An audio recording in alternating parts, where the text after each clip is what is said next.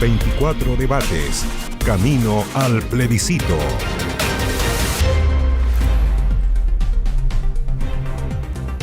Muy buenas tardes, ¿cómo están ustedes? Bienvenidos a 24 debates. Hoy para conversar de los derechos sociales en la propuesta de nueva Constitución. Y nos acompañan dos mujeres, dos exministras, comparten o tienen en común que las dos fueron ministras de Desarrollo Social. Alejandra Krauss por el apruebo, Carla Rubilar por el rechazo. Bienvenidas las dos. Un gusto tenerlas aquí en 24 debates. Muchísimas gracias. Muy contenta que no sea paritario este debate. ¿Cierto? No hay Somos nada. puras mujeres. Puras mujeres. Eso especialmente contentas nos tiene. Bueno, les quiero contar las reglas, ¿cierto?, de este debate, para contarle también a la gente en sus casas que nos pueden seguir en 24 debates, acá en Canal 24 Horas, y también en nuestras plataformas digitales, a través de 24horas.cl, TVN Play, Facebook y YouTube.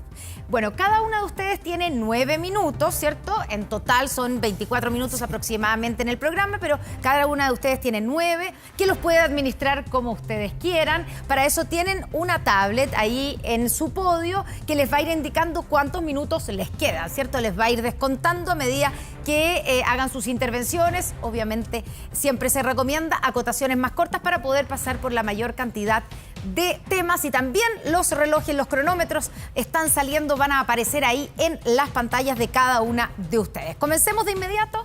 Quiero partir preguntándoles si esta propuesta ustedes consideran que se hace cargo de las desigualdades de nuestro país, de las injusticias, de las demandas sociales que impulsaron de alguna manera el estallido social, que fue el origen del proceso constituyente que nos llevó a este plebiscito del 4 de septiembre. ¿Se hace cargo o no se hace cargo? Alejandra. Connie, sí, sin duda. Yo creo que es un gran anhelo y es algo compartido por las distintas fuerzas políticas de tener un Estado social y democrático de derecho. Al menos desde la centroizquierda es de larga data. Y yo no he dejado, sabiendo que iba a estar en este espacio con Carla, de pensar lo que fue la marcha del 25 de octubre del 2019, en que, siendo intendenta, recuerdo si existía una autoridad del gobierno del presidente Sebastián Piñera que de alguna manera recogió hasta que la dignidad se haga costumbre, eras tú. Entonces yo creo que ambas podemos efectivamente compartir, y creo que toda la fuerza. Yo hoy día me dediqué a leer todas las declaraciones, los pactos, los compromisos de reforma, el compromiso de cambios políticos desde Chile Vamos, y todos ratifican el Estado social y democrático de derecho.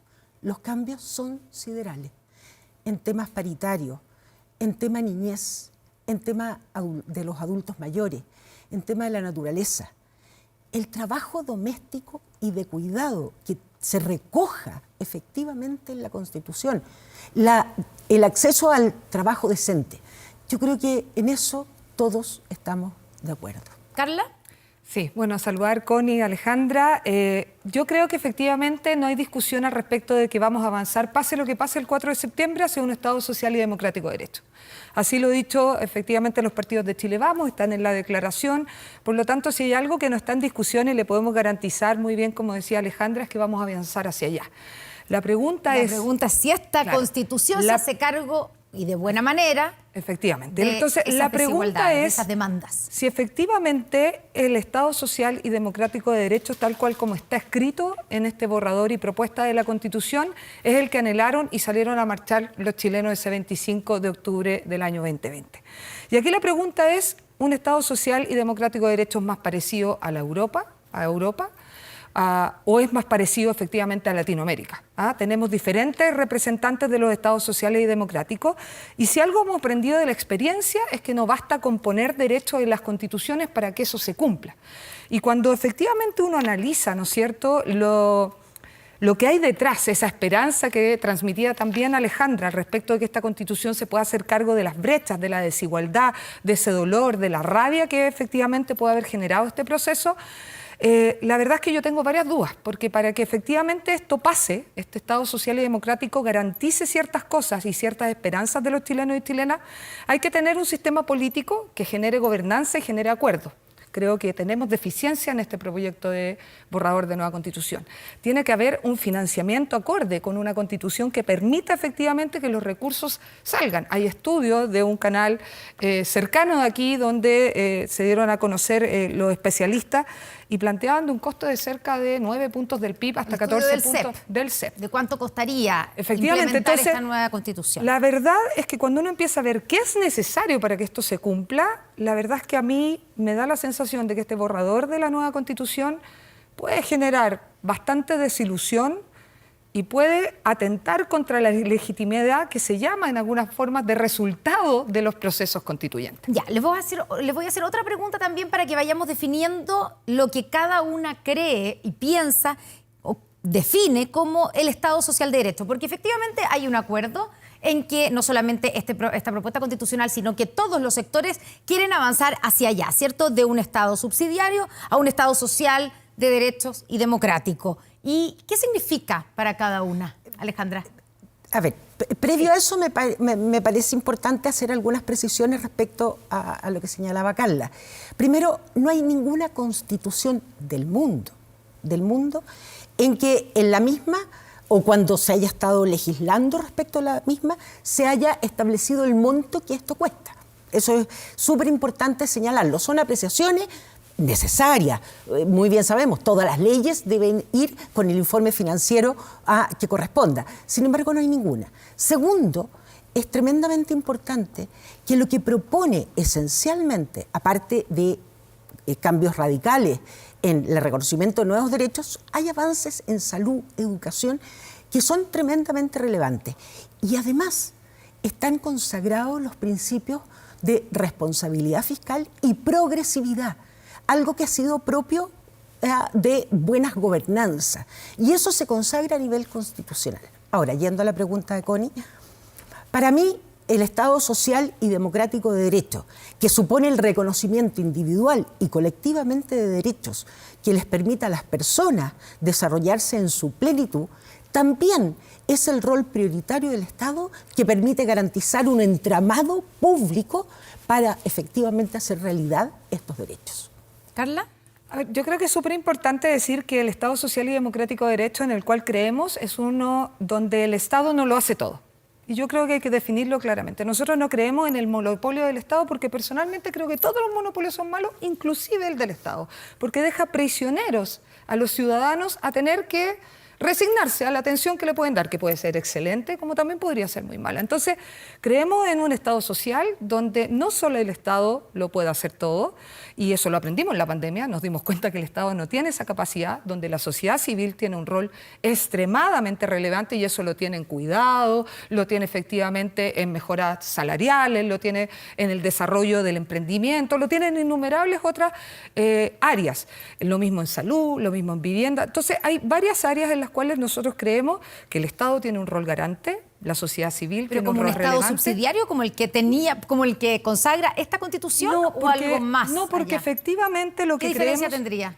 El Estado social significa que tiene un rol de garantizar un piso mínimo de dignidad para los ciudadanos, donde efectivamente la libertad se pueda expresar porque yo tengo ese piso mínimo de dignidad.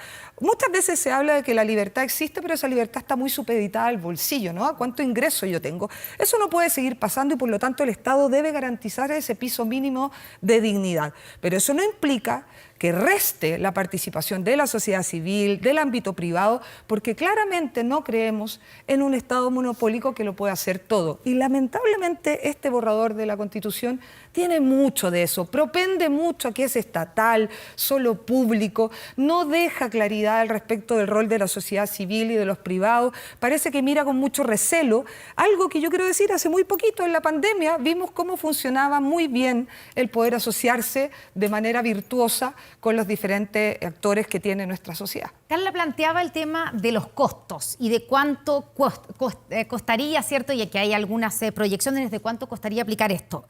Más allá de esas cifras, Alejandra, ¿cómo se garantiza que esto que sale aquí, esta cantidad de derechos que se están garantizando aquí no sea letra muerta? Porque obviamente esto hay que financiarlo. Y estamos además en un momento y en una realidad país con una situación económica complicada. ¿Cómo evitamos la frustración o las excesivas expectativas? Incluso cuando uno ve la franja, una parte de la franja, por ejemplo, el apruebo, se le promete a un señor que ya no va a tener que tener 2 trabajos, casi el día 5 de septiembre, porque le va a alcanzar el sueldo porque va a tener un sueldo digno. Eso sabemos que no va a pasar, ¿o no?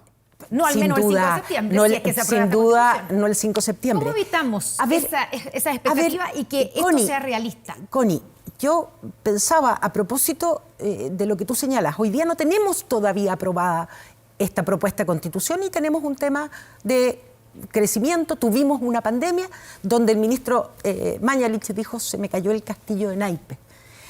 En consecuencia, teníamos construido un modelo de sociedad con esta constitución que no daba abasto, a pesar de las tasas de crecimiento. Reconozcamos que el crecimiento es sin duda un elemento esencial. Lo fue en la recuperación de la democracia, sin duda, pero no se basta a sí mismo. La consagración a nivel constitucional, no nos olvidemos que las cartas fundamentales son un mandato para el legislador, un mandato para el gobierno, para el Estado en su conjunto. Pero también cuando son una tengamos promesa a la gente. No, pero son mandatos de constitución. Por ejemplo, algo que yo conozco, en una negociación colectiva, en el proceso de diálogo entre trabajadores y empleadores, yo voy a poder colocar estándares a propósito de la remuneración justa, equitativa, a propósito del trabajo decente. Voy a poder, como organización sindical, plantearle a mi empleador: estos son los estándares mínimos que en esta empresa, con esta realidad, quiero hacer justicia. Porque lo que aparece aquí es un mandato para todos, un mandato jurídico, un mandato ético en cada uno de los estamentos. En consecuencia, esa es la relevancia. No solo tiene que salir del presupuesto, porque yo ahí difiero con Carla en esta visión respecto de que lo que propone es todo estatal. No es así. Distintos son los sistemas nacionales públicos. Pasa con seguridad social, pasa con salud, pasa con educación. No es estatal. Esta Constitución reconoce la fuerza del empresario, del sector privado, pero bajo reglas respecto a las cuales estamos pensando en 10, 20 o 30 años más. Carla. Yo creo que es súper relevante poder tener una idea del costo. Yo valoro enormemente el estudio del CEP, no porque uno mire números ni esté como cuidando el chanchito, sino porque en estricto rigor este es un proceso que nace de una crisis de cohesión social, una crisis de representatividad y de confianza. Y por lo tanto, todo lo importante del proceso, del cuestionamiento que pueda haber al respecto de cómo se comportó la convención, finalmente va a avanzar un proceso de legitimación de la votación del 4 de septiembre y después viene un proceso de legitimación de resultados, ya sea que esta constitución, esta propuesta se apruebe o una nueva, como queremos nosotros poder hacer. Y esa legitimación de resultado tiene que ver con la capacidad que tengamos de cumplir esas promesas y expectativas que se ven reflejadas en las franjas. Y eso es innegable. La gente ve que le dicen: ya no voy a estar en la lista de espera, ya no voy a tener que tener 2 trabajos, voy a poder tener un reconocimiento del cuidado que hago de mis hijos, de los niños con discapacidad, etc. Entonces, esa esperanza no se puede frustrar, porque si no, volveríamos a tener el mismo proceso que generó finalmente esa rabia acumulada, ese dolor acumulado. Entonces, cuando uno dice, bueno, estamos hablando en un escenario cauto, conservador, de 8 puntos del PIB, y en uno más alto, de 14, un poquito más, y la reforma del presidente Boric, tributaria, ahora va a lograr, con suerte, 4 puntos. Recordemos que la de la presidenta Bachelet prometía 3, recaudamos 1.5, si no me equivoco. ¿Por qué es difícil recaudar más? No es porque esté mala, ni porque no hayan podido hacerla, sino porque cuesta recaudar más en un país. Tenemos que tomar múltiples definiciones. Lo que puede pasar es que finalmente, si no somos transparentes y no lo hacemos bien y no ponemos los incentivos a la inversión, al crecimiento, que es vital tenerlo, vamos a convertir estos derechos en derechos de papel. Y cuando se transforman los derechos en papel, o sea, todo demás es derecho. Esta Constitución tiene una cantidad de derechos impresionante, más que la ecuatoriana, que es la que más tenía en el mundo. ¿Qué pasa? Se pierde lo que dicen los profesores en Derecho Constitucional, el haz de triunfo, ese donde yo digo, este derecho sí que tiene que estar garantizado y yo tengo todas las posibilidades de hacerlo valer. Y eso puede generar mucha Pero desilusión. Carla, Alejandra. una precisión. Como bien decía la Connie, el día 5 de septiembre no se va a tratar de que ese día todo es progresivo. Eso debería decirlo la franja de la prueba. Yo creo que Pero sería bien honesto poder ponerlo. Aquí estamos y estos son los espacios que tenemos que aprovechar. Es progresiva, por eso hay plazos para dictar la implementación de las leyes y todo. Y reiterar la importancia a propósito de la cantidad de derechos que tú señalas que se consagran en la Constitución. La verdad es que para que la sociedad los respete, nuestro país requiere la consagración. Y solo bien brevemente, recordar a propósito del fallo en Estados Unidos sobre, después de más de 50 años del término del aborto, el caso Roe versus Wade, ¿no es cierto? Y justamente el fallo es porque no tenía consagración constitucional.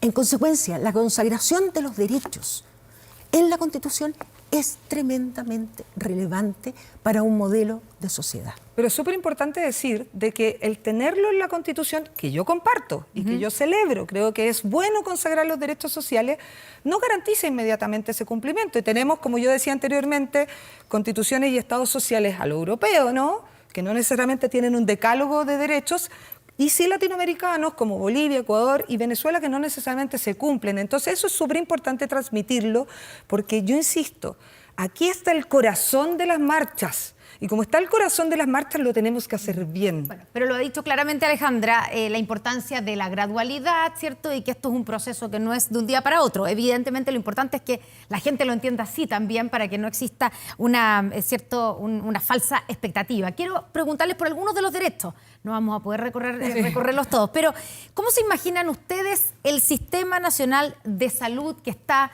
consagrado? Obviamente todo esto tiene que ir acompañado de una ley, pero si lo sumamos a la reforma a la salud que está proponiendo, ¿cierto?, el presidente Gabriel Boric. En caso de que este proyecto se apruebe, ¿cómo se imaginan el Sistema Nacional de Salud? Por ejemplo, ¿con ISAPRE o sin ISAPRE, Alejandra? A ver, yo me imagino que el 80% de la población que hoy día efectiva, más del 80%, cerca del 85% que se atiende en FONASA, en el sistema público de salud, sea fortalecido con este Fondo Nacional de Salud. Y veo absolutamente a los prestadores de salud privada. Como bien decía, prestando,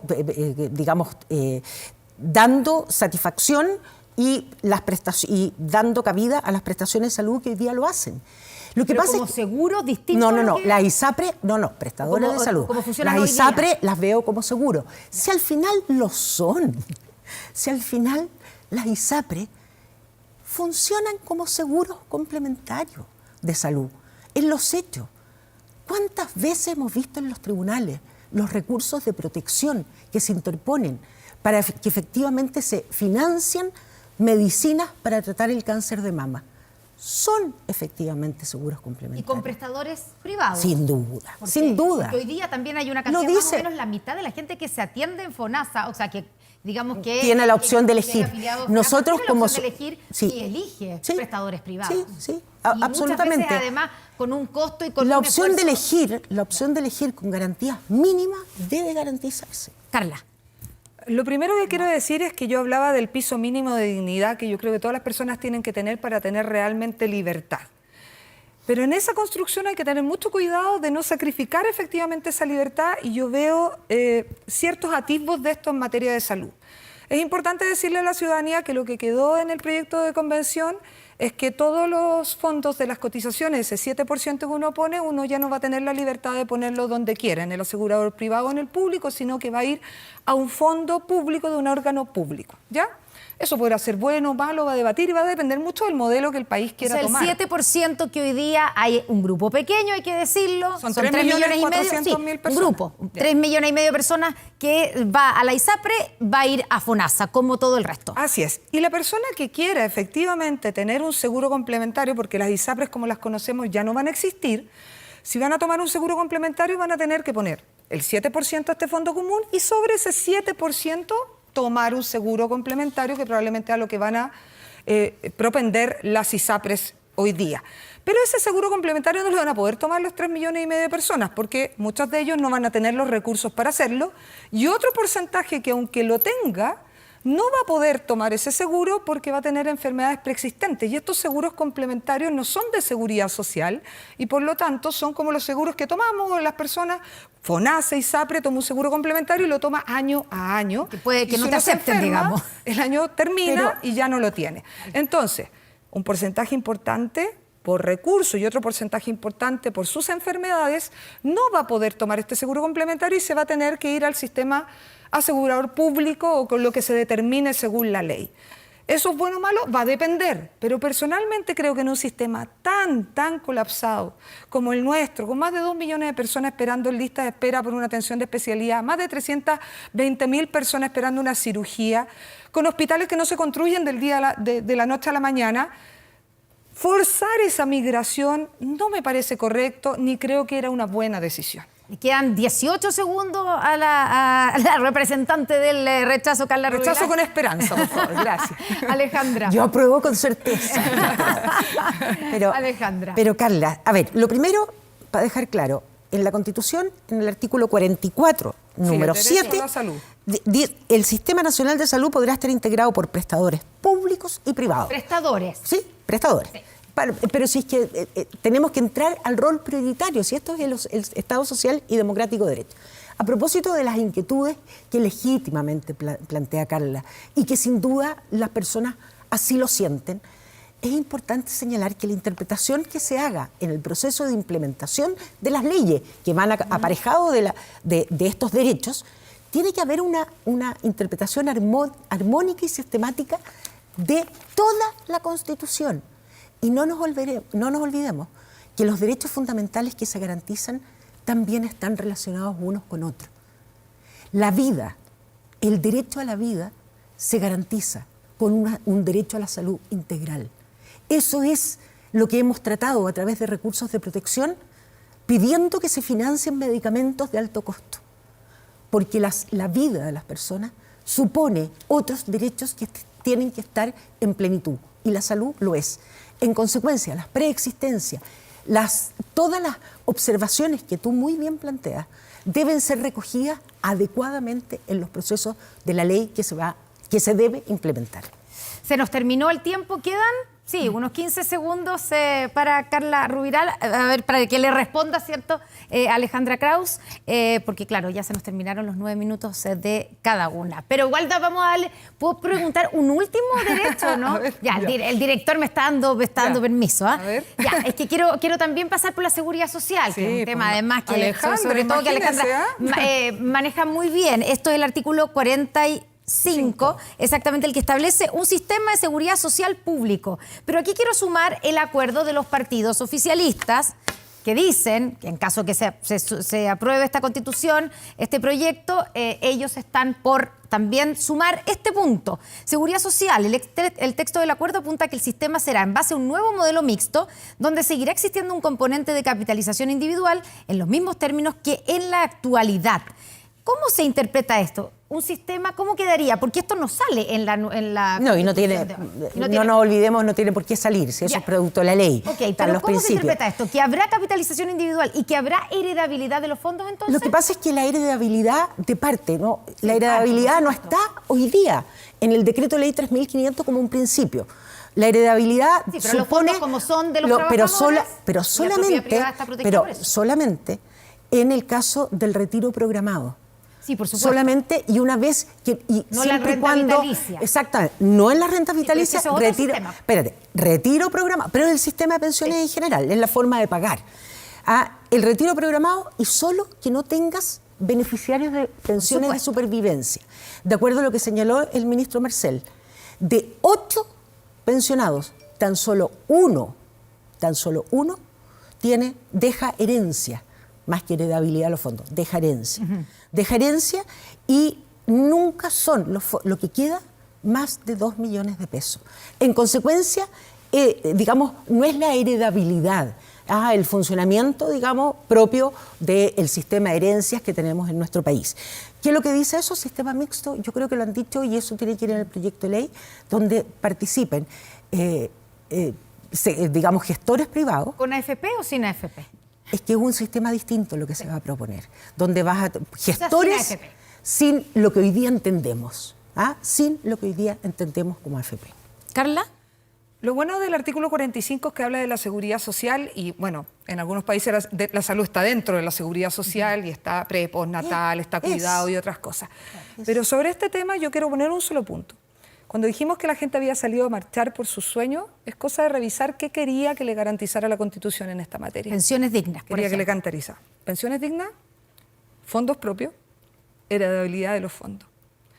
Ojalá que podamos darle pensiones Cuando la dignas. gente salió a marchar, decía mejores pensiones. Sin duda. Decía heredabilidad de los fondos. Pero Si todas somos las estrictos, encuestas- digamos. pero lo que... todas las Sí. encuestas reflejan lo que esperaban de esta Constitución. Esperamos tener pensiones dignas, ojalá así sea, pero claramente este proyecto de borrador de la Constitución no asegura la propiedad de los fondos, pudiendo haberlo hecho y rechazando indicaciones, y lamentablemente no permite la heredabilidad porque tiene otro concepto que es todo y cada uno de los pesos se utiliza solo para pagar estos beneficios. Y si agregáramos este acuerdo de los partidos, ¿le parece que ahí sí se protegen y queda asegurada la propiedad? Pero va a tener que ver con el proyecto de ley Eso que va tiene- al Parlamento. En estricto rigor, yo esperaría ver qué viene en la presentación del gobierno, ¿Tú porque sabes, me Carla? tinca que va a Carla, reforzar la única vez, que no son heredables los fondos. Carla, y esto es parte de la historia, la única vez que se expropió parte de fondos de pensiones fue el año 85, en el gobierno del general Pinochet, a algunos pensionados, que era el reajuste, y no se les pagó.